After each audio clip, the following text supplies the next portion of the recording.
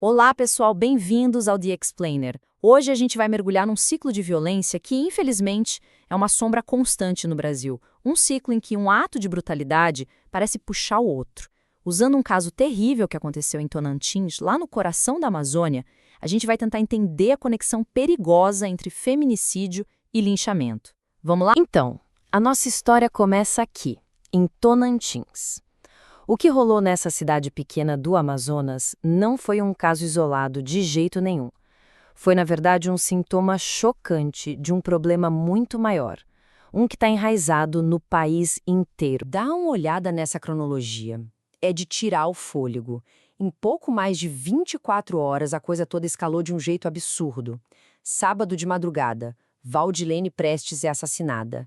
Ao meio-dia, a filha dela é esfaqueada só por perguntar pela mãe. À noite, o suspeito é preso. E no domingo, a população revoltada invade a delegacia, arranca o cara da cela e o executa em público.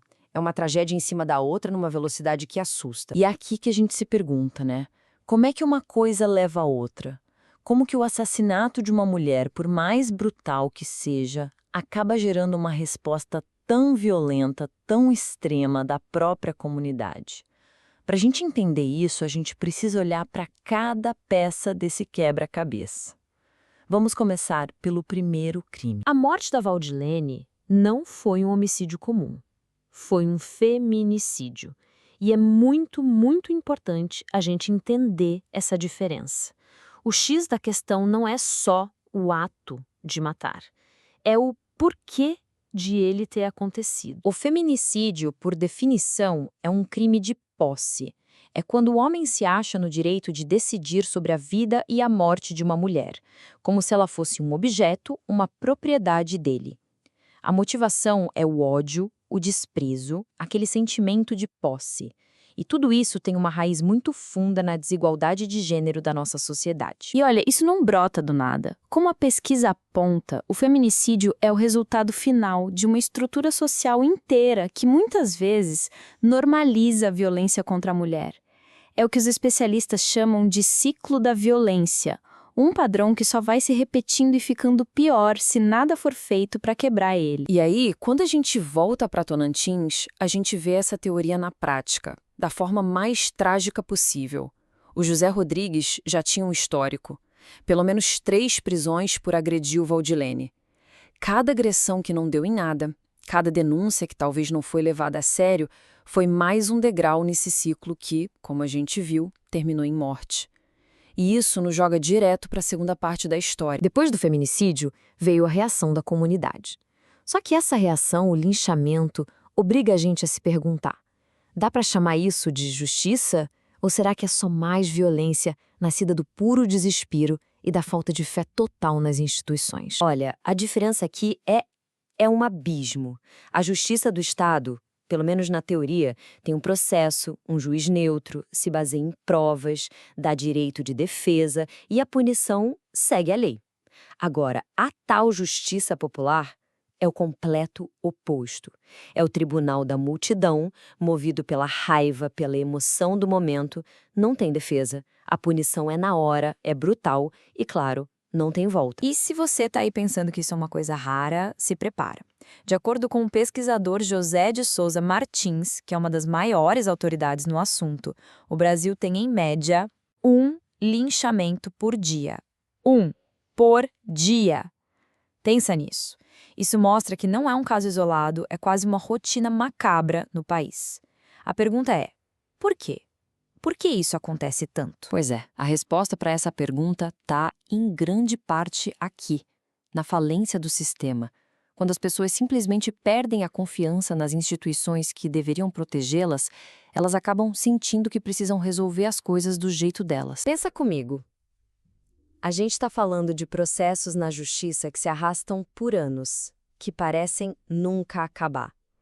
De delegacias sem o mínimo de estrutura, sem recursos. De mulheres que, quando criam coragem para denunciar, acabam sendo tratadas como se a culpa fosse delas. Medidas protetivas que são lindas no papel, mas que na vida real não funcionam. E, para piorar, profissionais que não têm preparo nenhum para lidar com isso. Cada falha dessas é mais um tijolo no muro da impunidade. Isso nos traz de volta para Tocantins, que é o retrato perfeito desse caos. Eram só 4 policiais para a cidade inteira tentar conter uma multidão furiosa. E o delegado, a autoridade máxima, estava em outro estado, dando aula num curso. Quer dizer, isso não é só uma falha, é um abandono. É o Estado dizendo, se virem. Mas calma que a análise não para por aí. Tem um outro fator que pesa muito, a cultura do medo. Quando a sociedade inteira se sente insegura, vulnerável, essa raiva coletiva precisa ir para algum lugar. Precisa de um alvo. E aí que entra a figura do bode expiatório. O sociólogo Zygmunt Bauman tinha um nome para isso: medo derivado. Não é aquele medo específico de um assalto que está acontecendo na sua frente. É uma coisa mais difusa. É aquela sensação constante de que algo ruim pode acontecer a qualquer hora, em qualquer lugar. É viver num estado de alerta que nunca desliga. E claro, tem gente que se beneficia desse medo todo, né? Muitas vezes a mídia, que adora um espetáculo. Ela pega a violência, transforma num show e, no meio disso tudo, ajuda a criar um culpado perfeito, o tal bode expiatório. Geralmente alguém que a sociedade já vê de lado, o que o Bauman chamava de consumidor falho, o cara que não se encaixa. Essa pessoa vira um inimigo de todo mundo, que precisa ser eliminado para que a gente sinta que a ordem voltou, mesmo que seja só uma ilusão. E com isso, a gente chega no ponto central de toda essa discussão. O que acontece quando o Estado, que deveria ser o único com permissão para usar força, simplesmente some?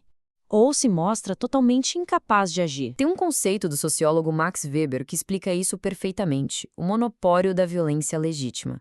A lógica é simples. Para a gente não viver na lei da selva, a gente concorda que só o Estado pode usar força para manter a ordem. É um acordo social. Mas e quando o Estado quebra esse acordo? Quando ele some, quando ele falha? Ele deixa um buraco, um vácuo de poder. E esse vácuo é preenchido na hora, seja pela multidão, pelo crime organizado, pela violência de cada um. E a consequência disso? Bom, o professor Marcelo Peruchin resume de um jeito que dá até arrepio. Ele diz: se tirarmos essa situação de solução de conflitos do Estado, nós vamos voltar à barbárie, à época da força que resolve tudo. Ou seja, linchamento não é justiça, é o contrário, é o colapso da civilização. E a gente termina com essa provocação. O caso de Tocantins é um espelho. Ele mostra um ciclo terrível. A violência contra a mulher, que é alimentada por uma cultura inteira e pela falha do Estado em proteger, leva a um crime bárbaro. E essa mesma falha do Estado em garantir que a justiça seja feita leva a uma resposta igualmente bárbara. Então a pergunta que fica para a gente é: quando as instituições que deveriam nos proteger falham, quem é que decide o que é justiça? Obrigado por acompanhar o The Explainer.